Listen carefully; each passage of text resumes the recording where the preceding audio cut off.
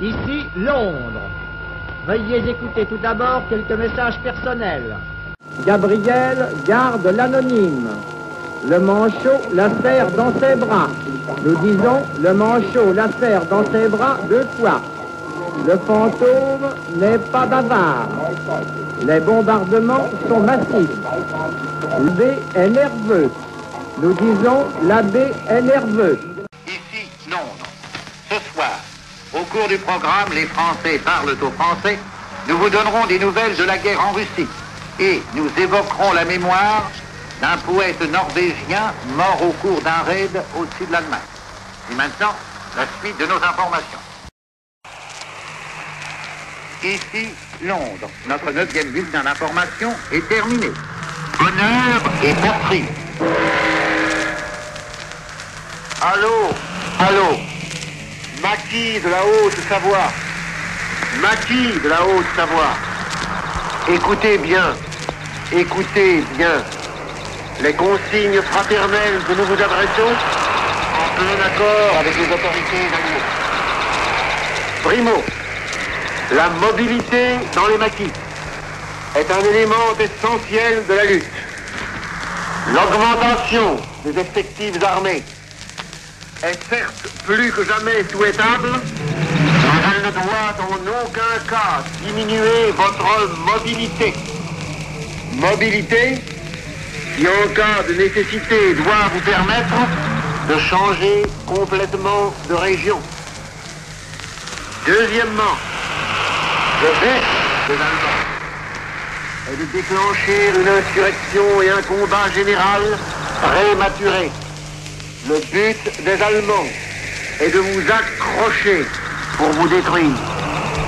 La riposte consiste à savoir vous décrocher, à savoir, suivant les cas, éviter ou rompre le combat, à savoir vous disperser pour vous reformer aussitôt en vue de harceler l'ennemi à bon escient ou au moment venu. C'est celui-là même que nous définissions l'autre jour en vous disant. D'une part, l'heure de l'action a sonné. L'heure a sonné, par exemple, pour les réfractaires armés de la région savoyarde, de renforcer les maquis. Pour les travailleurs de la région savoyarde, de secourir les maquis par des grèves et des actes de sabotage déclenchés ou opérés sur certains points choisis. Pour tous les patriotes savoyards de faire jouer sans réticence la solidarité française avec leur avant-garde au combat. Mais d'autre part, il est trop clair que l'ennemi calcule ses provocations pour forcer l'ensemble des patriotes à se découvrir avant leur hache. Trop clair par conséquent que l'insurrection générale, du fait même que selon la formule du général de Gaulle, elle est inséparable de la libération nationale, doit être coordonnée avec l'assaut final des armes alliées contre la Bastille européenne. D'une part, laisser l'ennemi vider la France de sa jeunesse et de sa substance serait un crime. D'autre part, lui donner l'occasion de profiter d'une supériorité provisoire qu'il a perdue sur tous les fronts, sauf sur le front des martyrs, pour décapiter la résistance et massacrer l'élite combattante du pays serait une faute héroïque. Or, même héroïque, une faute est elle aussi parfois pire qu'un crime. Terrible dilemme, en vérité. Il faut que la colère de la France s'exprime partout et partout se traduise en actes.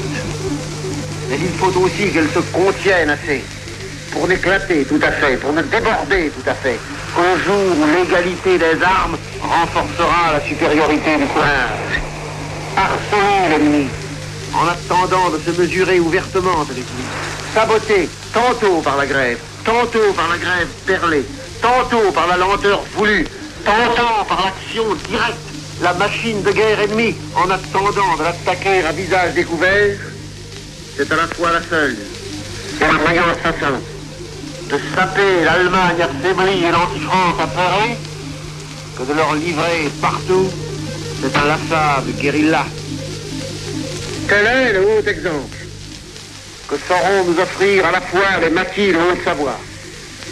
La population mobilisée pour les secourir et les patriotes de la garde mobile ou de la police qui pratiqueront toujours davantage à leur bénéfice la désobéissance systématique aux ordres de l'ennemi.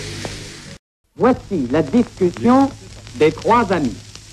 En juin 40, il n'y avait plus rien. Mais laisse-le, il me dit que des âneries, voyons. Je ne dis pas des âneries. Je constate les faits. Oui, en juin 40, voilà un fait. Il restait une division anglaise avec quelques canons. Oh, fichez-moi la paix tous les deux avec votre juin 40. Vous me faites enrager tout de même. Pousse tes éditions de côté, tu vas tout abîmer. Je me fous de mes éditions. Il y a tout de même des choses que je peux pas entendre sans protester.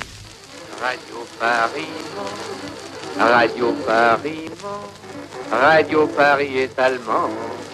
Radio Paris, Radio Paris, Radio Paris est allemand.